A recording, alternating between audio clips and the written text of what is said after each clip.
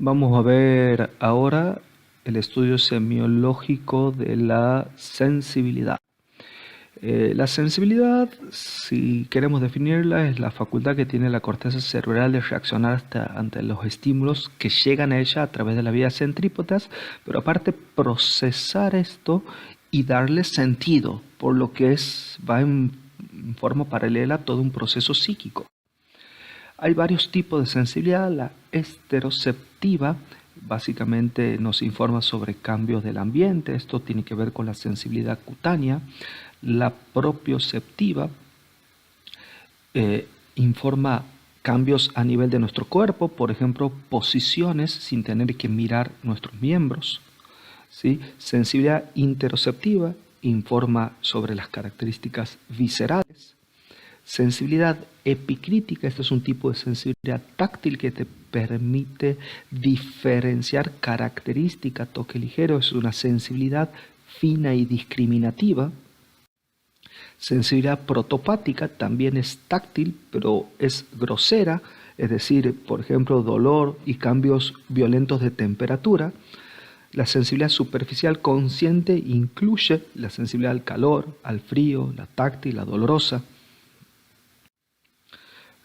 La esterognoxia la vamos a ver en breve, pero es la suma de la capacidad táctil de poder percibir las características de un objeto, eso es sensibilidad táctil, pero aparte que la corteza logre diferenciar de qué objeto se trata, y eso es noxia o conocimiento. Entonces la capacidad de palpar un objeto y reconocerlo sin necesidad de mirarlo.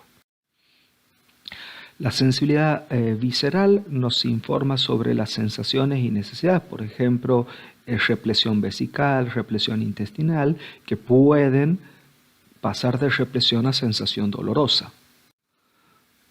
La sensibilidad profunda consciente se refiere a las sensaciones originadas en tendones, músculos, huesos o estructuras profundas, y vamos a poder diferenciar sensibilidad a presión o varestesia, diferentes tipos de presión, barognosia, sensibilidad vibratoria o palestesia, actitudes corporales o batiestesia.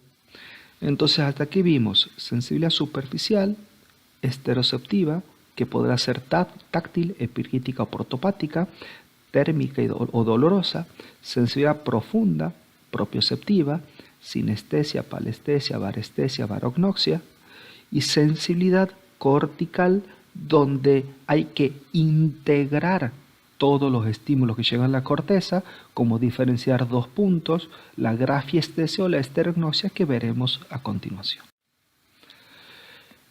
Entonces ya vimos que la sensibilidad no solamente implica las vías centrípetas, sino también la integración de la corteza. Vamos ahora a repasar un poco de anatomía y de las vías que llevan la sensibilidad. La espinotalámica lateral se encarga de la sensibilidad térmica y algésica, térmica y dolorosa, ¿sí?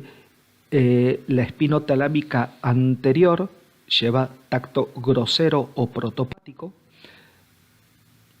El haz de Gol y de Burdach, ¿sí? O delgado y cuneiforme, llevan sensibilidad profunda, consciente y táctil discriminativa o epicrítica.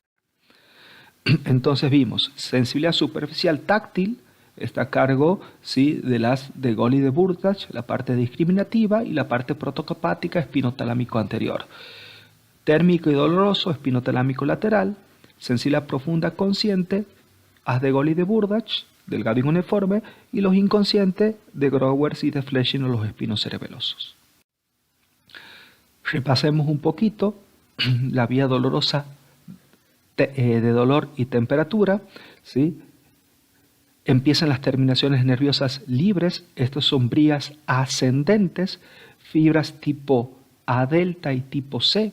La primera neurona en el ganglio de la raíz dorsal van a entrar por la sustancia gelatinosa de Rolando a nivel del asta medular, van a hacer sinapsis, van a subir, ¿sí?, por el tracto espinotalámico lateral, se van a decusar y van a ascender, ¿sí?, hasta el tálamo y la corteza somatosensitiva primaria. El tracto grueso va por el espinotalámico anterior, también inician las terminaciones libres A delta o C, tiene su primera neurona en el ganglio de la raíz dorsal, ingresan por la sustancia gelatinosa Rolando, también se van a decusar, van a ascender, ¿sí?, por la parte ventrolateral hasta el tálamo y de ahí a la corteza somatosensitiva. Y el tacto fino, discriminativo, y aparte la sensibilidad propioceptiva van a ir por el haz de Gol y de Burdach. Aquí los receptores son los de Meiner, de Pacini, los usos neuromusculares. Entran por el ganglio de la primera neurona del ganglio de la raíz dorsal, ¿sí?, se modula en la sustancia gelatinosa de Rolando y van a ascender por el lemnisco medial sin decusarse y recién se van a decusar a nivel del bulbo y de allí, ¿sí?, van al área somatosensitiva primaria. Entonces aquí tienen, ¿sí?, el espinotalámico lateral se entrecruza en la médula, el espinotalámico anterior se entrecruza en la médula y los haces de Gol y de Burdach van a ascender y recién se van a decusar a nivel del bulbo. Esta característica es de gran importancia para entender las lesiones medulares, donde se decusan las diferentes vías. Siempre que estudiamos la sensibilidad, lo hacemos en base a los dermatomas, que es la expresión cutánea del territorio inervado, ¿sí?, por un nervio, valga la redundancia. Este mapa debemos conocerlo bien, ¿sí?, para poder entender las lesiones nerviosas en términos de topografía. Entonces debemos tener alguna idea, ¿sí?, de cómo están distribuidas las metámeras en términos de dermatomas, tanto a nivel anterior como posterior. ¿Cómo es la técnica para estudiar sensibilidad? Primero necesitamos de la colaboración del paciente. Si el paciente no tiene un estado de conciencia adecuado, no puede ser estudiada la sensibilidad. Se comparan ambos hemicuerpos, el tronco se estudia siempre en forma vertical, los miembros se estudian siempre en forma de espiral y hay que hacerlo en forma rápida para no agotar el paciente. Buena atención, siempre con los ojos cerrados y evitando la fatiga. Estudiamos sensibilidad superficial, táctil y dolorosa en forma simultánea. Esto es pincha y toca. El pincha implica dolor, toca implica tacto, así que lo estudiamos en forma simultánea. Lo que vamos a hacer es con un alfiler y con un algodón o con el lado opuesto al lado filoso del alfiler, pincha y toca en forma randomizada, pidiéndole al paciente que discrimine los estímulos. Cuando estudiamos el tronco, para estudiar diferentes metámeras, deberé hacerlo en forma vertical. Para estudiar T2, T3, T4, vamos en forma vertical. Ahora, si quiero estudiar miembro superior, ¿sí?, si hago en forma vertical, estudiaré siempre C6. Entonces vamos a hacer una especie de espiral o de tirabuzón para ir estudiando diferentes metámeras. Y le vamos a ir pidiendo a mi paciente que diga si pincho o si toco. Es bastante simple la técnica. Recuerden no agotar al paciente y siempre primero verificar que nuestro paciente comprenda los comandos. Verificar si comprende que es pinche, comprende que es toca.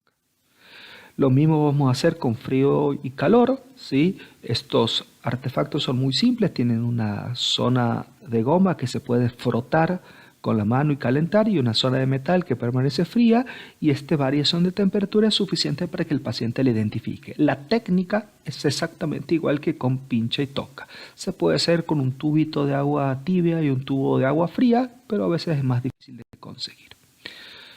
Entonces vimos sensibilidad superficial, sensibilidad profunda.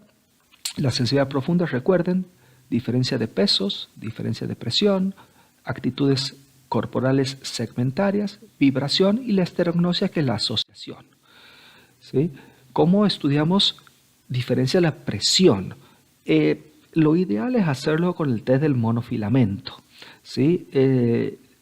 Esto se basa en un filamento de plástico que se va a curvar cuando la presión ejercida sea de 10 gramos. Es decir, no importa cuánto comprimamos, siempre el filamento se curva cuando llegamos a 10 gramos, por lo que no genera más presión que 10 gramos, ¿sí? Entonces, se suele hacer en la planta del pie y sobre el dorso del pie. Hay 6 puntos para hacer: falange distal del primer, tercer y quinto dedo, cabeza del primer, tercer y quinto metatarsiano, ¿sí? En el medio del pie, en el talón y en el dorso sobre el repliegue del primer y segundo dedo y en la parte medial central. Estos son los puntos en el dorso, estos son los puntos en la planta y se comprime con el filamento hasta que se curva. El paciente debe poder percibir la sensación de presión cuando estamos presionando con el filamento. Esta es la forma más adecuada de estudiar la sensibilidad a la presión, de mucha utilidad en los diabéticos para detectar neuropatía diabética en forma precoz. Peso se llama barognosia y podemos pedirle al paciente que tome un vaso lleno de agua y un vaso sin agua y pedirle que nos diga cuál es más pesado, es decir, dos objetos similares pero con peso diferente. La palestesia o sensibilidad vibratoria es de mucha utilidad porque en las neuropatías periféricas, sobre todo en la diabética, es una de las primeras que se pierde. Hay una hipopalestesia normal con el transcurso de la edad, es decir, en el anciano puede haber hipopalestesia, pero debe ser simétrica. Vamos a hacer vibrar el diapasón y lo vamos a colocar sobre estructuras óseas. Puede ser sobre el esternón, puede ser sobre la apófisis estiloides radio, sobre la rótula, sobre el hálux, sobre el maléolo externo o interno, ¿sí? Y le vamos a pedir a nuestro paciente que nos diga si siente la vibración y cuándo deja de vibrar. Cuando el paciente nos diga que deja de vibrar, lo ponemos sobre una superficie ósea del explorador y verificamos si realmente dejó o no de vibrar, ¿sí? La batiestesia es la capacidad de diferenciar diferentes actitudes corporales, por lo que con los ojos cerrados vamos a mover una extremidad, que puede ser por ejemplo el hálux, y le vamos a pedir que nos diga si lo estamos moviendo hacia la derecha, hacia la izquierda, hacia superior, hacia inferior. La sensibilidad profunda podemos estudiarla comprimiendo masas musculares, ¿sí? Y pidiéndole si esto genera alguna molestia. Y la esterognosia va un poco más allá de la mera percepción táctil. Es decir, el paciente debe tocar el objeto, percibir sus características, sus cualidades, evocar un recuerdo donde conoció este objeto, para qué sirve y poder decirnos qué es. Se suele hacer con objetos familiares, que puede ser una llave, una moneda, una lapicera, y el paciente con los ojos cerrados nos debe decir las características y de qué objeto se trata. Por supuesto, el paciente debe conocer previamente este objeto, por eso lo hacemos con objetos que sean familiares. Ya vimos sensibilidad visual. Entonces, hasta aquí estudiamos sensibilidad superficial, táctil, termoegésica, sensibilidad profunda, dolor profundo y sensibilidad a la presión, a los pesos y a la vibración, ¿sí? Hay algunos síndromes sensitivos, ¿sí? Por ejemplo, los síndromes topognósicos, ¿sí? Donde puede haber alteración de la sensibilidad en segmentos corporales, ¿sí? La morfognosia, características alteradas en la forma del cuerpo, ¿sí? Aesterognosia. Entonces, cuando uno no puede estudiar esterognoxias porque, por ejemplo, el paciente tiene un trastorno motor y no logra palpar el objeto, otra opción es estudiar grafiestesia. Hacer un dibujo sobre la palma de la mano, un dibujo simple, una X, un círculo, ¿sí? Un número 8, y pedirle a nuestro paciente con los ojos cerrados si logra identificar que estamos dibujando. De la misma forma, no solo evalúa, ¿sí?, la capacidad táctil, sino de qué objeto se trata. La discriminación entre dos puntos se hace en diferentes partes del cuerpo. En las partes con mayor expresión cortical se logra diferenciar como dos puntos diferentes a menor distancia, en la lengua 1 milímetro, en los dedos 2 a 3 milímetros, en los dedos del pie entre 3 y 8 milímetros, en la palma 1 centímetro, en el antebrazo 4 centímetros y en la espalda se necesita hasta 7 centímetros para poder identificar ese pinchazo como dos puntos diferentes. ¿Sí? Esto depende, ¿sí?, de la expresión cortical de los diferentes segmentos. ¿Sí? El rostro, los labios, la lengua y las manos tienen mucha expresión cortical en términos sensitivos y el tronco mucho menos. Para esto se usan estos calibres, ¿sí?, o este tipo de calibres donde uno puede ir variando la distancia entre ambos alfileres, ¿sí?, y viendo si el paciente logra identificar el pinchazo como dos puntos diferentes. Alteraciones de la sensibilidad, hipoestesia, anestesia, analgesia o las alteraciones disociativas, donde hay un tipo de sensibilidad que se perdió, pero otra sensibilidad persiste intacta. Así funciona la sensibilidad normal. Si ponemos en un eje de coordenadas respuesta dolorosa y intensidad del estímulo, y en este punto hacia este lado tenemos estímulo inocuo, es decir, esto es tacto, y desde este punto hacia aquí tenemos estímulo doloroso de poca intensidad y de gran intensidad. Si genera un estímulo doloroso de poca intensidad, la respuesta es leve. El paciente va a decir ¡ay! Si el estímulo es de mucha intensidad, la respuesta es intensa. El paciente retira violentamente el miembro estimulado. Esta es la curva normal de respuesta al estímulo doloroso, que en algunos pacientes puede estar alterada, donde puedo tener un estímulo mínimo con una respuesta exagerada o incluso un estímulo no doloroso como el tacto, pero con respuesta dolorosa. Cuando el estímulo es mínimo y hay mucha respuesta dolorosa, pero el estímulo es doloroso, por ejemplo, ¿sí?, un pequeño pellizco genera un gran dolor, recibe el nombre de hiperalgesia. Y cuando un estímulo táctil como una caricia genera dolor, recibe el nombre de alodinia. Diferencia entre parestesias y disestesias. La Organización Mundial para el Estudio de Dolor, ¿sí?, ya definió qué es una disestesia y qué es una parestesia. Y define la disestesia siempre como desagradable y la parestesia no necesariamente, por lo que la disestesia es una enfermedad dolorosa y la parestesia es una enfermedad del tacto. Ambas pueden ser desencadenadas en forma espontánea o mediante estímulo. ¿Sí? Entonces, la disestesia es siempre desagradable, mientras que la parestesia puede no serlo. Las parestesias implican lesión de las fibras A vecta, y esto es tacto. Las disestesias implican lesión de las fibras A delta, y esto es dolor. Ambas son de esa sensación como hormigueo, pero las disestesias siempre el paciente las refiere como desagradables. Vamos a ver las diferentes formas de lesión sensitiva. ¿Sí? El paciente podrá tener lesión de un nervio periférico o una raíz nerviosa, y esto lo vamos a poder determinar siguiendo el mapa de dermatomas. O podrá tener lesiones a nivel medular.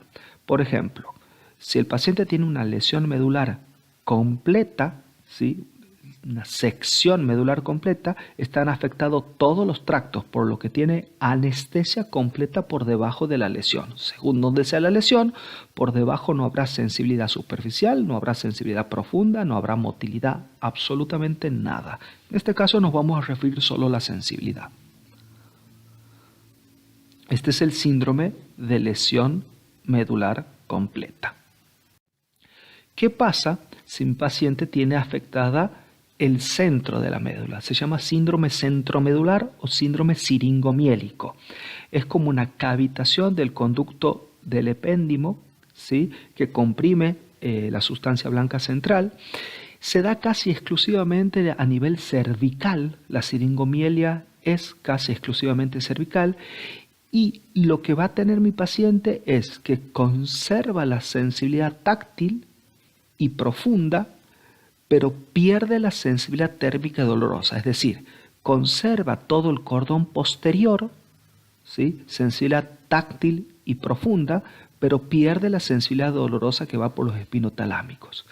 Este es el síndrome siringomiélico o síndrome de disociación siringomiélica. Conserva propiocepción y conserva sensibilidad táctil discriminativa. La lesión del cordón posterior le llamamos lesión tabética, que hace recordar al tabe sifilítico o sífilis terciaria, donde hay lesión de los haces de Goli-Burdach. Hoy lo vemos más en lesiones tipo desmielinizantes. Y este paciente justamente va a perder la sensibilidad profunda y táctil, toda la propiocepción, pero va a conservar la sensibilidad dolorosa y térmica. Esto se llama disociación diabética. Algo muy parecido le pasa al diabético, pero por lesión de nervios periféricos. Es más, al diabético le llaman disociación pseudotabética porque es muy parecida. Pierde la sensibilidad profunda. Incluso el diabético primero pierde la palestesia, la sensibilidad vibratoria, y después la sensibilidad a la presión, pero conserva la sensibilidad dolorosa. El síndrome de hemisección medular, justamente hay una lesión de una hemimédula, y si uno entiende cómo discurren las fibras sensitivas, puede entender cómo se presenta. Esto se llama síndrome de Brown-Séquard o de hemisección medular. Lo que voy a tener, ¿sí?, es del mismo lado de la lesión, ¿sí?, parálisis, es decir, el paciente va a tener lesión motora o paresia, ¿sí?, pero hay una lesión motora con anestesia profunda, ¿sí?, y del lado opuesto de la lesión, anestesia superficial. Este es el síndrome de hemisección medular o síndrome de Brown-Séquard. Vamos a ver si podemos describirlo. Entonces tengo una hemisección medular y mi paciente tendrá del mismo lado de la lesión, en este caso una lesión cervical, todo, ¿sí?, un síndrome piramidal. Hipertonía, hiperreflexia, signos de Babinski, clonus, todo un trastorno motor del mismo lado de la lesión. De ese mismo lado tiene hemianestesia profunda, ¿sí?, lesión de los haces de Gol y de Burdach, que aún no se han decusado porque se decusan en el bulbo. Por eso es del mismo lado de la lesión. Y del lado contrario a la lesión, ¿sí?, lo que tiene una hemianestesia dolorosa y térmica, porque los espinotalámicos se decusan dentro de la médula. Esto explica esta alteración sensitiva de un hemicuerpo y del otro en el síndrome de hemisección medular. Entonces, los síndromes disociativos, vimos la disociación tabética, lesión de cordón posterior, y dijimos que el diabético se comporta parecido, conserva la sensibilidad térmica y dolorosa, pero pierde la sensibilidad profunda y táctil. La disociación periférica o alcohólica conserva la profunda y abolición de la superficial, y después tenemos síndromes de las fibras largas de Decherid, donde conserva la superficial pero hay abolición de la sensibilidad profunda. Muchas gracias.